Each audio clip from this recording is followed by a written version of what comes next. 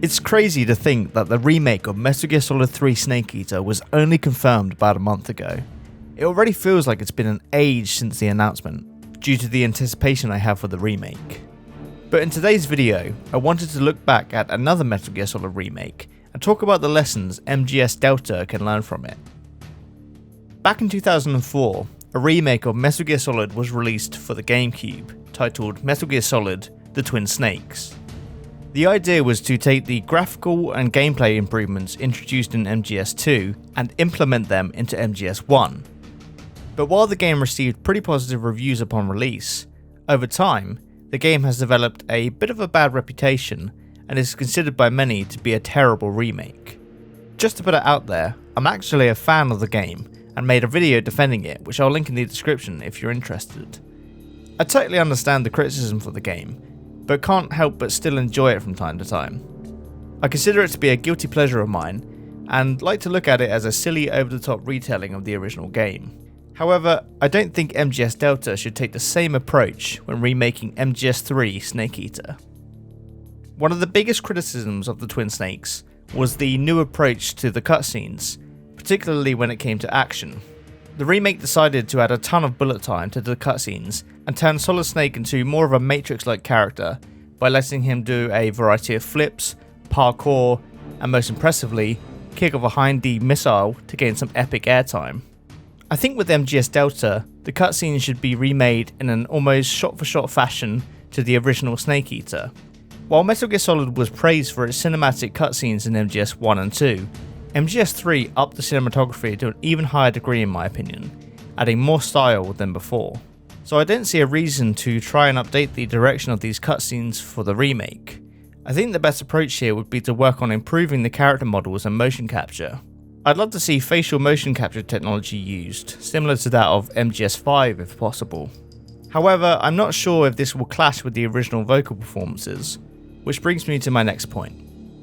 Another criticism which the Twin Snakes regularly receives is the new vocal performances from the original cast.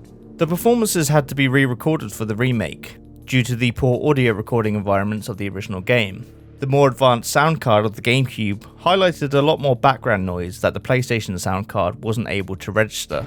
And while I think the voice actors all did a fine job in re-recording the Twin Snakes, it did feel slightly different in some ways. The original voice performances seemed to have an added sense of urgency to them, and just felt fresher overall.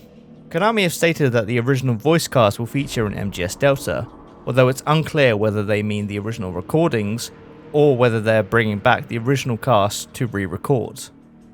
Personally, I think I'd prefer them to use the original voice recordings if possible. While I don't doubt the original voice cast could still give great performances, it will inevitably sound different, simply due to the fact that people's voices change over time, and so therefore, it's doomed to criticism. A third and quite prominent criticism the Twin Snakes receives is how the gameplay essentially breaks the game by making getting around guards and surveillance cameras far too easy, as well as messing up boss battles, particularly the battle with Revolver Ocelot, as you were now able to just shoot him in first person. While I enjoyed the new mechanics the Twin Snakes offered, I do understand some of the criticism here. However, I do think there's a way to modernise the gameplay of Snake Eater without breaking the game. One thing I wish the Twin Snakes did for the remake was adjust the environments of Shadow Moses. I understand that the level design is iconic, but I do think there's a way to adjust some of the layout while retaining the feel of the original. My hope is that the team behind MGS Delta aren't afraid to adjust the level design where need be. Luckily, Snake Eater's level design is already quite complex in order to offer a challenge to the control system of the game, so I think modernising the controls to feel somewhat similar to MGS5 won't be as game-breaking. Adding the 360 camera controls in Subsistence didn't break the game, which is hopefully a good sign of the level design's resilience to modern gameplay. I just hope that a lot of testing is done in this area to avoid the criticism the Twin Snakes ended up receiving. I think my biggest issue with the Twin Snakes personally was the choice to redo the musical score for the game. The original score is just so iconic and adds so much to the atmosphere of that game, which was ultimately lost in the new score composed for the Twin Snakes. However, I'm not exactly opposed to some new tracks being recorded for MGS Delta, as long as it doesn't replace the original. In fact, one of my biggest criticisms of MGS3 Snake Eater is the lack of music throughout the game.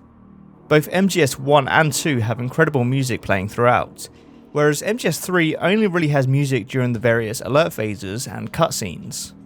I guess you could argue that the lack of music helps to highlight the sound of the jungle, but I wouldn't mind some subtle music playing a bit more frequently throughout the gameplay. If it retains that jungle espionage feel of the original score, then I'm all for it. But those are just some of the lessons I think MGS Delta can learn from the Twin Snakes. As I stated towards the start of the video, I like playing the Twin Snakes and think Silicon Knights did a fairly decent job with the remake. Yet there are undeniably valid criticisms of the game which shouldn't be overlooked when remaking MGS 3. I just hope the development team behind the game are aware of the mistakes made in the Twin Snakes and consider these during development of MGS Delta. I'd love to hear if there's anything you think Delta can learn from the Twin Snakes in the comments below. As always, thanks for watching and see you next time.